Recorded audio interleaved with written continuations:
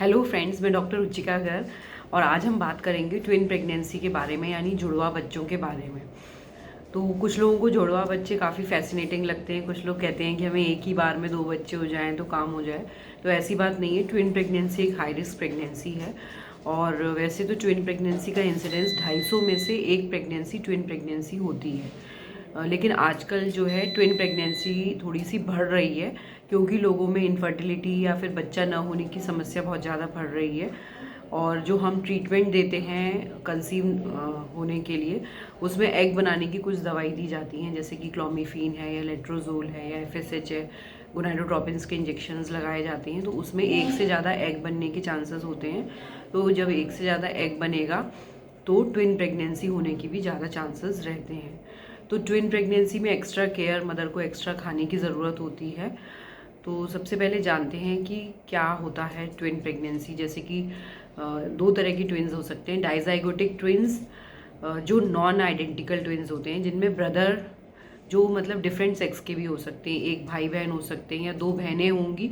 कोई ज़रूरी नहीं है कि उनकी शक्ल एक से मिलती रहे, क्योंकि ये तब होता है कि एक ही साइकिल में अगर 2 एग रिलीज़ हुए हों, जैसे कि हम ओवुलेशन इंडक्शन के लिए कुछ दवाइयाँ देते हैं, और उन एग्स जब वो स्पर्म से फर्टिलाइज हुए हों तो 2 एम्ब्रियो बन जाएं, तो ऐसे केसेस में प्लेसेंटा भी 2 होते हैं।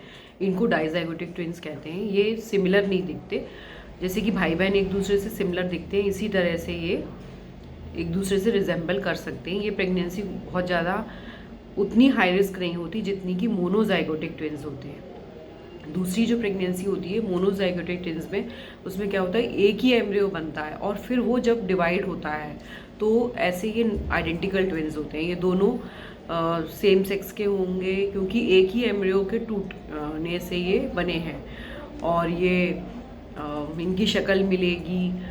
और ये इस पे डिपेंड करता है कि डिवीज़न किस समय हुआ है। उस तरह से 3 तरह के हो सकते हैं।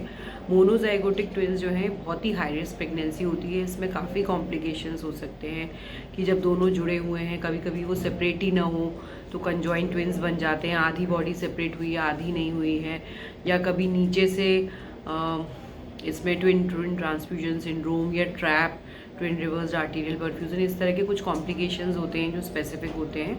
अल्ट्रासाउंड से हम पहले से ही जान सकते हैं कि डाइजाइगोटिक ट्विन्स हैं या मोनोजाइगोटिक ट्विन्स हैं। तो मोनोजाइगोटिक ट्विन्स में प्लेसेंटा भी एक होगा, डाइजाइगोटिक ट्विन्स में दोनों बच्चों में अलग अलग प्लेसेंटा होगा। तो मोनोजाइगोटिक ट्विन्स में डिवीज़न के अकॉर्डिंग, जैसे कि अगर जल्दी डिवाइड हो जाए तो हो सकता है कि उन दोनों का एमनियन भी एक रहे और कोरियन भी एक रहे, और 72 घंटे के बाद और 7 दिन के अंदर डिवाइड हो जाए तो हो सकता है कि वो डाई कोरियोनिक प्रेगनेंसी हो। और कभी कभी mono amniotic mono chorionic pregnancy भी हो सकती है, मतलब एक ही एमनियोटिक सैक है और एक ही कोरियोनिक सैक है, अगर डिवीज़न 7 दिन के बाद हो। तो अपने गायनेकोलॉजिस्ट से मिलें और आपके doubts I will be happy to share. तो ट्विन प्रेगनेंसी के नेक्स्ट वीडियो में मैं अल्ट्रासाउंड के बारे में बताऊंगी।